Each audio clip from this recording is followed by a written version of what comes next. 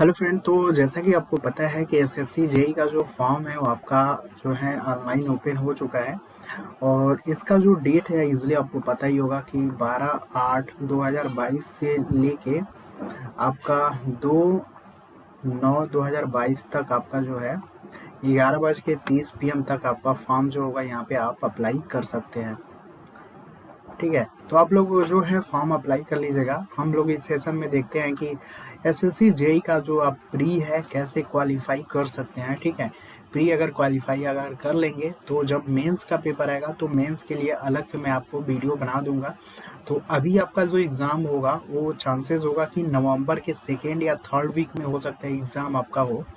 तो सबसे पहले हम इस वीडियो में जो है प्री के बारे में देखेंगे कि कैसे आप इजीली क्वालिफाई कर सकते हैं, कितना सेफ स्कोर होगा और कहाँ से आप प्रिपरेशन कर सकते हैं। इन सारी चीज़ों पे हम लोग यहाँ पे आज जो है डिस्कस करने वाले हैं। तो सबसे पहले फॉर्म तो आप भर लीजिएगा। ठीक है, 12 से ही फॉर्म आपका स्टार्ट हो चुका है अगस्त से, और 2 सितंबर तक ही है। ठीक है, तो आपका जो है ज़्यादा दिन नहीं दिया गया आपका फॉर्म के लिए, तो इसलिए आप अप्लाई कर लीजिएगा फॉर्म को जितना जल्दी हो सके। ठीक है, इसके लिए आप वेट मत करिएगा कि थोड़ा सा डेट एक्सटेंड होगा या फिर टाइम, ऐसा कुछ नहीं है। इजली फॉर्म को फिलअप किया जाता है। जो भी आपका कोई भी फॉर्म आता है इजली उसको आप फिलअप करिए और एक अपनी दीवार पे जो है किसी पेपर पे नोट डाउन करके उसको चिपका दीजिए कि एसएससी जेई का मैंने फॉर्म भरा है, या फिर डीडीए का फॉर्म भरा है, या फिर यूपीपीसीएल का फॉर्म भरा है। तो सामने आपका रहना चाहिए और उसके नीचे आपको एक सीक्वेंस लिख देना है कि 2 घंटा ये पढ़ना है, 1 घंटा ये करना है। ठीक है, तो इजली आपका एक माइंड अलर्ट रहता है कि हाँ हमारा एक एग्ज़ाम है और उसके प्रति आप एक्टिव रहते हैं। ठीक है, तो ऐसे आप फॉर्म को फिलअप कर लीजिएगा और उसको जो है दीवार पे जो है कोशिश करिएगा कि उसको चिपका दीजिएगा। इससे आसानी रहेगी, मतलब माइंड एक्टिव रहेगा, आपका बॉडी भी एक्टिव रहेगा। ठीक है, तो चलिए हम लोग देखते हैं पहले कि जो ये एग्ज़ाम है इसमें आपके टोटल 200 क्वेश्चन आपको देखने को मिलता है। आपका 100 क्वेश्चन आपके टेक्निकल होते हैं। सबसे पहले टेक्निकल की हम बात करेंगे कि टेक्निकल में इजीली आपको कितना स्कोर करना होगा।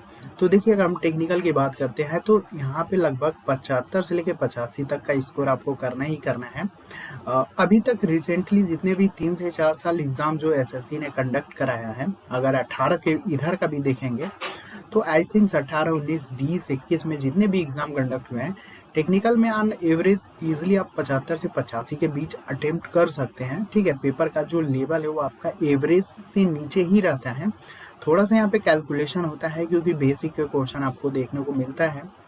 एसएससी ने अपना खुद का सिलेबस जो है आपका दिया हुआ है, लेकिन ज़्यादा यहाँ पे बेसिक के क्वेश्चन, मतलब जो छोटे न्यूमेरिकल्स होते हैं आपको उस बेस पे क्वेश्चन मिलते हैं, मशीन के क्वेश्चन आपको देखने को मिलता है।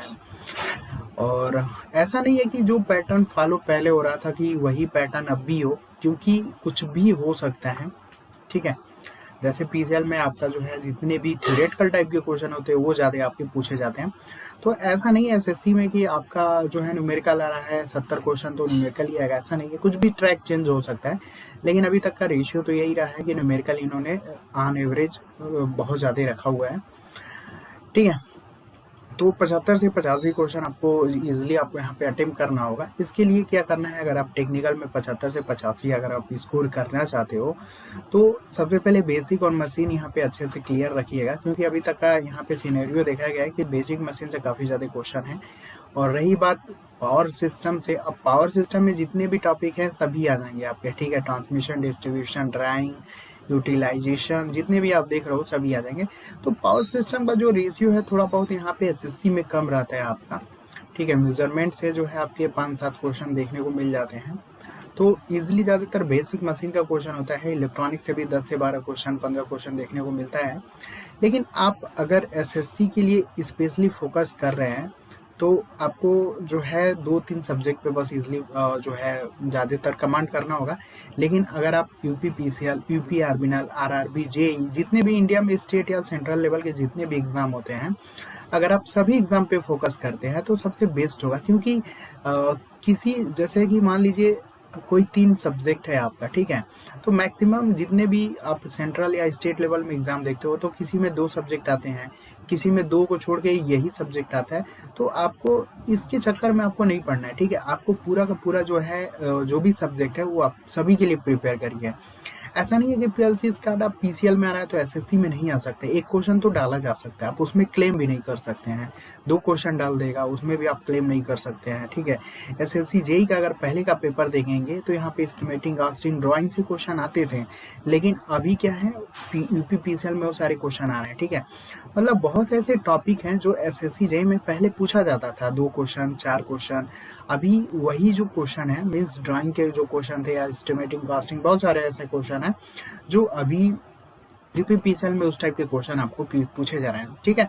तो किसी एग्जाम से इंटरकनेक्ट मत करिएगा। टेक्निकल आपको एक ऑन एवरेज मान के चलिए, सबके लिए सेम है, सबके लिए इजिली पढ़िए, ठीक है। कोई आपको नुकसान नहीं करेगा, आपका फायदा ही करेगा। तो ये माइंड में छोड़ दीजिएगा कि पीएलसी स्काड इसमें आएगा, उसमें ये आएगा, उसमें ये, दुनिया भर की जितनी भी बातें हैं उसको आपको छोड़ना है। टेक्निकल में सबको एक समान आपको लेके चलना है, क्योंकि एसएससी जेई के बाद आपका बहुत सारे एग्जाम आपको 2 से 3 महीने बाद देखने को मिलेगा, ठीक है। तो पर्टिकुलर आप एसएससी जेई को टारगेट करके टेक्निकल देखते हो तो कहीं ना कहीं आपके लिए बहुत ज़्यादा लॉस हो जाएगा, ठीक है। तो मैं ये नहीं चाहूँगा। और 75 से 85 क्वेश्चन करने के लिए इजीली ज़्यादातर आपका बेसिक क्लियर होना चाहिए। बेसिक क्लियर करने के बाद जितना आपका प्रैक्टिस कर सकते हैं प्रैक्टिस करिए, ठीक है। और हो सकता है कि 15 अगस्त से भी मैं जो है next level power MCQ series जो चलता था उस टाइप के क्वेश्चन, मिक्स टाइप के क्वेश्चन मैं कराने वाला हूँ, जो आपका एसएससी जेई के लिए ही नहीं, बाकी जितने भी आप सेंट्रल या स्टेट लेवल के एग्जाम दे रहे हो ना, सभी के लिए बेनिफिट होगा, ठीक है। तो 15 अगस्त से 8 PM पे आपका स्टार्ट हो जाएगा। तो ज़्यादातर कोशिश करिएगा कि 75 से 85 के बीच स्कोर हो जाए आपका टेक्निकल में, ठीक है। तो उसके बाद अगर हम बात करते हैं नॉन टेक के बारे में, क्योंकि सबसे ज़्यादा सिलेक्शन का जो पार्ट है ना वो नॉन टेक का ही है। ये भी 100 नंबर का ही होता है, जिसमें आपका 50 नंबर तो रीजनिंग का होता है आपका, ठीक है। और 50 नंबर आपका जो होता है वो आपका जीके प्लस करेंट अफेयर होता है आपका। तो देखिए इसको कैसे प्रिपेयर करना है आपको। रीजनिंग के लिए आपको देखिए 2 और 3 से 4 टॉपिक अगर छोड़ दिया जाए तो मैक्सिमम किसी में ज़्यादा उतना कॉन्सेप्ट नहीं है, इजिली प्रैक्टिस ही मांगता है, ठीक है। तो रीजनिंग के लिए आप ज़्यादातर कोशिश करिए कि प्रैक्टिस करिए। अब प्रैक्टिस के लिए देखो एसएससी के जो है यूथ कंपटीशन का एक बुक आता है, आप देख लीजिएगा। उसमें जितने भी एसएससी के, जैसे एसएससी सीएचएसएल, सीजीएल हुआ, सीपीओ हुआ, फिर एमटीएस हुआ, जितने भी एसएससी एग्जाम कंडक्ट कराता है उसका पूरा निचोड़ आपका रीजनिंग के जो है आपके क्वेश्चन मिल जाएंगे, ठीक है। तो कोशिश करिएगा कि प्रैक्टिस सेट लें आप, ठीक है। यूथ का मिल जाए या फिर किसी का भी मिल जाए, कम से कम 50-60 प्रैक्टिस सेट हो। और उसमें जैसे मान लीजिए कोई आप बुक लेते हैं जिसमें 50-60 प्रैक्टिस सेट दिया हुआ है, ठीक है। तो उसी तरीके से 2 बुक ले लीजिए, ठीक है। एक एसएससी का ले लीजिएगा, बाकी कोई अलग थोड़ा सा अलग एग्जाम का ले लीजिएगा, क्योंकि बहुत सारे क्वेश्चन आप रीजनिंग में भी देख रहे होगे ना, 5 से 7 क्वेश्चन या 10 क्वेश्चन थोड़ा सा मतलब मॉडरेट प्लस बनाया जा रहा है, मतलब बैंकिंग के जो क्वेश्चन है उस टाइप के भी क्वेश्चन 5 से 7 क्वेश्चन आ जा रहे हैं, ठीक है। तो नॉर्मली आप एक एसएससी का ले लीजिएगा और दूसरा जो होगा प्रैक्टिस सेट होगा थोड़ा सा अपर साइड का ले लीजिएगा, ठीक है। जैसे कि आपका मतलब ग्रेजुएशन लेवल पे जितने भी एग्जाम होते हैं उस टाइप का 2 बुक ले लीजिएगा। और डेली आधे घंटे का टाइम सेट करिएगा, ठीक है। आधे घंटे जो है आपको प्रैक्टिस करना है। कुल मिला के 60-70 भी अगर सेट आपके हो गए तो 2 महीना में मोर देन सफिशियंट है कि उतना आप प्रैक्टिस कर लेंगे तो बहुत ही ज़्यादा बेनिफिट होगा। तो इसमें आप 2 से 3 टॉपिक को अगर छोड़ दें, जैसे कि आयत गिनना, त्रिभुज गिनना, ये सब में क्या है कि थोड़ा बहुत आपको एक तरीके से थोड़ा सा आइडिया होना ज़रूरी है। जैसे कैलेंडर हुआ, क्लॉक हुआ, ये सब को थोड़ा बहुत आपको थ्योरी क्लियर होना चाहिए, तभी आप क्वेश्चन बना पाओगे। लेकिन बहुत सारे जैसे ब्लड रिलेशन में आपको उतना कोई थ्योरी की ज़रूरत नहीं है, सीरीज़ में हुआ, ठीक है, एनालॉजीज और बहुत सारे ऐसे टॉपिक है, तो उसमें आपका कोई कॉन्सेप्ट की ज़रूरत नहीं है। तो ज़्यादातर आप प्रैक्टिस ही करना है आपको, 90% क्या करना है आपको रीजनिंग के लिए प्रैक्टिस ही करना है। 2 बुक उठाइएगा, मैंने बताया, एक लोअर एसएससी को फॉलो करिएगा और एक जो है अपर साइड का जो भी बुक मिल जाए उसको फॉलो करिएगा, ठीक है।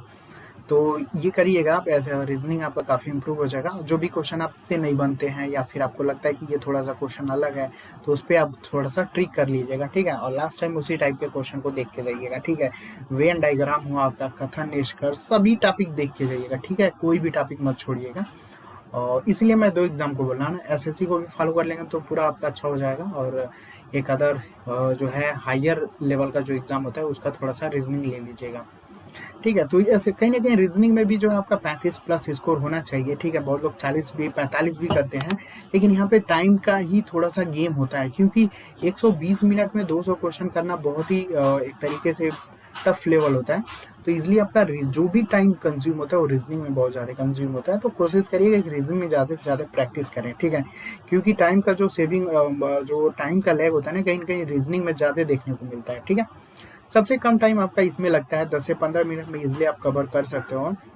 इसमें देखिए करेंट अफेयर के लिए आपको क्या करना है, करेंट अफेयर के लिए कोई आप मैगजीन फॉलो कर लीजिए। ठीक है, करेंट अफेयर को अगर प्रिपेयर करना है तो कोई एक मैगजीन फॉलो करना है और किसी एक यूट्यूब चैनल को फॉलो करना है जो डेली का या फिर वीकली वीडियो बनाता है। और डेली में जो वीडियो होगा वो 10 से 15 मिनट का ही फॉलो करिएगा। ठीक है, बहुत लंबे लंबे वीडियो देख के आपको कोई मतलब नहीं होगा, क्योंकि आप एग्जाम की तैयारी कर रहे हो जेई का, और आईएएस लेवल का देख के आपका कोई लेवल मैच नहीं होगा। ठीक है, और रही बात कुछ लोगों को ये लगता है कि नहीं हम बहुत ही ज़्यादा मतलब लंबे वीडियो देख लेंगे तो हमारा एग्ज़ाम क्रैक हो जाएगा। इजीली क्रैक नहीं होगा भाई। ठीक है, आपको एग्ज़ाम निकालना है। ठीक है, नहीं एग्ज़ाम में टफ नहीं करना है। तो ज़्यादातर आप एक मैगज़ीन उठाइएगा, बहुत सारी मैगज़ीन आता है, मंथली मैगज़ीन फॉलो करिएगा, और 10 से 15 मिनट किसी भी यूट्यूब चैनल को फॉलो करिएगा। अगर आप डेली नहीं फॉलो करते हैं तो वीकली करिएगा। ठीक है, वैसे मेरा अगर रिकमेंडेड देखिएगा तो मैं डेली के लिए मना करता हूँ आपको। ठीक है, बहुत ऐसे चैनल हैं जो वीकली और मंथली पढ़ाते हैं। ठीक है, तो ज़्यादातर अगर आप उसको फॉलो करेंगे तो बहुत ज़्यादा बेनिफिट होगा। ठीक है, डेली आपको फॉलो नहीं करना चाहिए करेंट अफेयर के लिए।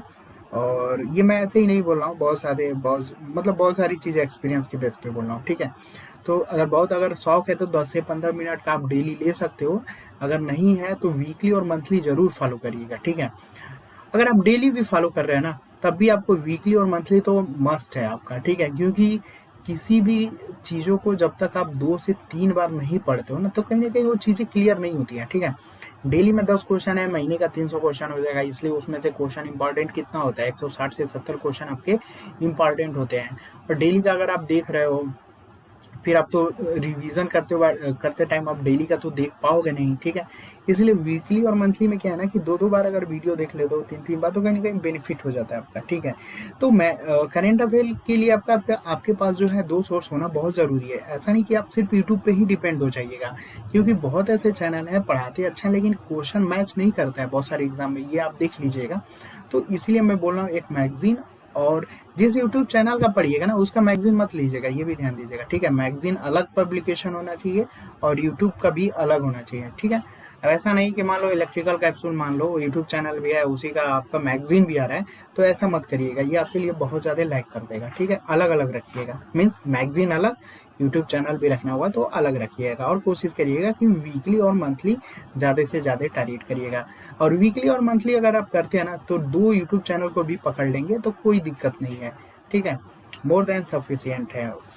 वैसे तो मैं एक ही को बोलूँगा, अगर आपको ज़्यादा थोड़ा सा एक कॉन्फिडेंस अगर नहीं होगा तो आप 2 चैनल को पकड़ लीजिएगा, लेकिन वीकली मंथली ही ज़्यादातर कोशिश करिएगा। ठीक है, मैगजीन को अच्छे से फॉलो करिएगा। तो करेंट अफेयर आपका 10 से 12 क्वेश्चन करेंट अफेयर के आते हैं, इजीली बहुत ही ज़्यादा अच्छा स्कोर आप कर सकते हैं। ठीक है, स्टैटिक की पार्ट की हम बात करें तो देखो पॉलिटिकल साइंस आप जरूर पढ़िएगा। पॉलिटी बहुत मतलब ज़्यादातर चांस होता है कि पॉलिटी से क्वेश्चन आएगा आपका, हिस्ट्री से क्वेश्चन आता है। देखो बायोलॉजी से भी अभी तक जो है 5 से 7 क्वेश्चन आपको देखने को मिलता है। तो इसके लिए इजीली आप जो है लुसेंट की बुक आती है स्टैटिक के लिए, और भी बहुत सारे पब्लिकेशन की बुक है, तो ज़्यादातर आप कोशिश करिएगा कि लुसेंट को देख लीजिएगा, और कोई ऐसा बुक लीजिएगा जिसमें आपके एमसीक्यू हो। ठीक है, एमसीक्यू हो या फिर वन लीनियर हो जिसमें बहुत सारे एग्जाम के क्वेश्चन दिया हुआ है। जैसे आप यूथ का वॉल्यूम 1 और वॉल्यूम 2 आप पढ़ते हो ना 15,000 करके, उसी तरीके से कोई और बुक देखिएगा जो स्टैटिक के लिए आपका हो। तो एक थ्योरी को रखिएगा और एक एमसीक्यू को रखिएगा, 2 बुक आपको स्टैटिक के लिए रखना है, और इजिली इसको जो है डेली 40 मिनट 45 मिनट आपको डेली टच देना है आपको टाइम। ठीक है, और जीके के लिए और स्टैटिक दोनों के लिए आपको 40 से 45 मिनट देना है क्या, और रीजनिंग के लिए जो आधा घंटा आपको देना है। ठीक है, 2 घंटा आपको इसके लिए बहुत ही अच्छे से दीजिएगा, बाकी 4 घंटा जो है आप टेक्निकल पे दीजिएगा। अगर मिनिमम आप 6 घंटा तो पढ़ाई करते ही होंगे, अगर उससे ज़्यादा करते हैं जैसे 8 घंटा करते हैं या फिर 9 घंटा करते हैं, तो इन्हीं सारी चीज़ों को थोड़ा सा आप अपने हिसाब से डिस्ट्रीब्यूट कर लीजिएगा। ठीक है, तो इसी तरीके से आप इजीली जो है रीजनिंग में 35 से 40 तक स्कोर करिएगा, और जीके और करंट अफेयर में तो कोई गारंटी नहीं होता है, लेकिन फिर भी 25-25 के अराउंड अगर आप करते हैं तो कहीं ना कहीं बहुत ज़्यादा बेनिफिट हो जाएगा। ठीक है, तो इसलिए आपका कोशिश यही रहना चाहिए कि 145 से 155 तक का मतलब स्कोर हो जाए। ठीक है, ये मैं आपका ओबीसी कैटेगरी के लिए बता रहा हूँ। ठीक है, अब इसी हिसाब से आप प्लस माइनस कर लीजिएगा, जनरल का, एससी का। ठीक है, ज़्यादा कोई डिफरेंस होता नहीं है। जनरल में आपका 2 से 3 नंबर बढ़ जाएगा ओबीसी से। ठीक है, एसटी में नहीं, एससी में 10 नंबर या 6 से 7 नंबर या 10 नंबर के अराउंड कम हो जाएगा। ठीक है, तो आप यही रेशियो लेके चलिएगा। मतलब अगर देखा जाए तो 135 से 140 तक रखिएगा एससी के लिए, और 145 से 155 के बीच ओबीसी के लिए सेफ है, और जनरल के लिए आपका वही 155 प्लस। ठीक है, 2-4 नंबर जोड़ लीजिएगा। तो आपको यही एक तरीके से सेट करके चलना है। वो तो डिपेंड करता है कि पेपर के लेवल कैसा है, लेकिन फिर भी आपको एक तरीके से, अगर पेपर का लेवल जो रिसेंटली 4 ईयर मतलब रिसेंटली जो 4 साल के जो एग्ज़ाम अभी कंडक्ट हुआ है उस बेसिस पे मैं आपको बता रहा हूँ, और ज़्यादातर चांसेस रहेगा कि वही कहीं ना कहीं पैटर्न रहे। नहीं भी रहेगा तो ईजिली आपको 135 प्लस तो करना ही है। 135 प्लस अगर नहीं रहते हो तो फिर पेपर का लेवल मॉडरेट भी होगा, तो फिर भी आप सिलेक्शन से बहुत दूर हो जाओगे। ठीक है, तो मिनिमम मैं बता रहा हूँ। ठीक है, अगर पेपर का लेवल मॉडरेट है, उससे ऊपर तो चांसेस कम होगा, क्योंकि बीटेक वाले भी बैठते हैं। तो 135 प्लस तो आपको लाना ही लाना है। ठीक है, तो ज़्यादातर आप नॉन-टेक में कोशिश करिएगा। ठीक है, टेक्निकल अगर फीडबैक अच्छा है तो इसलिए आप प्रैक्टिस बनाए रहिएगा, और ज़्यादातर कोशिश रहेगा कि आपका नॉन-टेक काफ़ी अच्छा होना चाहिए। ठीक है, क्योंकि नॉन-टेक से ही यहाँ पे काफ़ी ज़्यादा आपका सिलेक्शन के रेशियो होंगे आपका। ठीक है, चलिए बाकी जो भी कन्फ्यूजन होगा वो आप बताइएगा। और जो हम लोग का सेशन है, देखो मैं जीके भी स्टार्ट कर रहा हूँ। ठीक है, आपका स्टैटिक ही स्टार्ट होगा। डेली जो है 20-20 मिनट आपका चलेगा, कोशिश यही रहेगा 20 मिनट चलेगा डेली। डेली भी नहीं चलेगा तो क्वेश्चन आपके जो है मतलब कोशिश है कि ज़्यादा से ज़्यादा क्वेश्चन कराने हैं आपको, लगभग 5 से 10 हज़ार क्वेश्चन हो जाए 20 मिनट या आधा घंटा, जैसे जैसे टाइम मिले वो आपका चलेगा। और बाकी टेक्निकल भी आपका नेक्स्ट लेवल पावर एमसीक्यू जो सीरीज़ करता था वो भी आपका चलेगा। ठीक है, वो भी आपका साइड बाय साइड चलेगा। यूनिक क्वेश्चन होंगे, और जो क्वेश्चन होंगे वो रिपीटेड नहीं होंगे आपके। ठीक है, अलग टाइप के क्वेश्चन होंगे जो आपके एक्यूरेसी या इंप्रूवमेंट में काफ़ी ज़्यादा हेल्पफुल होंगे। जो आप क्वेश्चन पढ़ते हो, जो आपका क्वेश्चन सही होता है, वो सारे क्वेश्चन मुझे नहीं कराऊंगा इस सेशन में। जो क्वेश्चन आपके गलत होते हैं या गलत होने के चांसेस हो सकते हैं, उसी क्वेश्चन को ज़्यादातर यहाँ पे मैं टारगेट करूँगा। ठीक है, तो ये भी आपका स्टार्ट हो जाएगा 15 अगस्त से। ठीक है, और आगे और भी छोटे मोटे सेशन आपके चलते रहेंगे। ठीक है, तो मिलते हैं हम लोग कल। ठीक है, 15 अगस्त को, और कल से सेशन स्टार्ट हो जाएगा और सभी एग्जाम को टारगेट किया जाएगा। ठीक है, ऐसा नहीं कि एसएससी आ गया तो एसएससी कहीं बहुत अभी 2-3 महीने बाद आरआरबी आ जाएगा, यूपीपीसीएल आ जाएगा, बहुत सारे एग्जाम आएंगे। तो इसलिए मैं पूरा मिक्स लेके चल रहा हूँ, ताकि सभी एग्जाम के लिए क्या होगा, आपका बेनिफिट होगा। ठीक है, तो चलिए आज के लिए इतना ही रखते हैं, मिलते हैं नेक्स्ट टाइम लोग। Thanks for watching, bye bye.